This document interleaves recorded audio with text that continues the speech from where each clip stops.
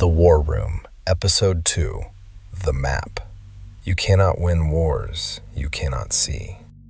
My name is M. Most people lose their lives long before they ever realize they're in a war, because they never learn to read the battlefield. They walk blindly through manipulation, blindly through false alliances, blindly through emotional traps, blindly through social engineering, blindly through systems designed to keep them reactive instead of strategic. And then they call their destruction bad luck. It isn't. It's operational blindness. You cannot defeat what you cannot identify. You cannot dismantle what you cannot detect. And you cannot lead where you cannot see. This is why the map matters.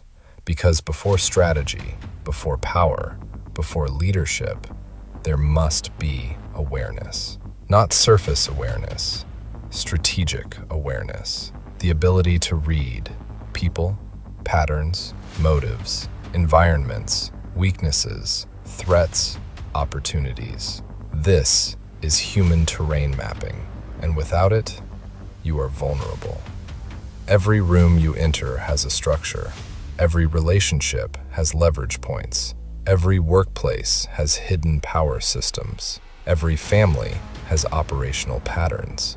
Every social circle contains allies, threats, opportunists, manipulators, liabilities. Most people never see this. They operate emotionally. They trust appearances. They mistake charisma for loyalty, attention for value, familiarity for safety, words for truth. And because of that, they are predictable. Predictability is death, because if others can predict your emotional responses, they can control your decisions. This is how manipulation works, not through force, through unseen positioning. The war room demands something different. You must become the observer before the operator. You must map who holds influence, who creates instability, who drains energy, who builds value, who hides agendas, who can be trusted under pressure. Because leadership is impossible without intelligence. Layers taught you to uncover yourself. Now you must uncover your environment. Who around you reinforces your evolution? Who around you benefits from your weakness? Who supports your standards? Who fears your transformation? Because not everyone benefits when you become disciplined. Some people were only comfortable when you were broken. Illusions taught you deception. Now you must identify external deception. This means recognizing emotional manipulation, victim narratives, social hierarchy games, false mentorship, status projection, strategic sabotage. Because many wars are not fought openly. They are fought psychologically, through doubt, guilt, obligation, fear, social pressure. And if you cannot identify the battlefield, you will become its casualty. Ego taught you internal discipline. Now it teaches you observational control. No emotional overreaction, no blind trust, no unnecessary exposure, no strategic ignorance. You move with clarity. You assess. You position, you adapt. The strongest operators are not the loudest. They are the most aware.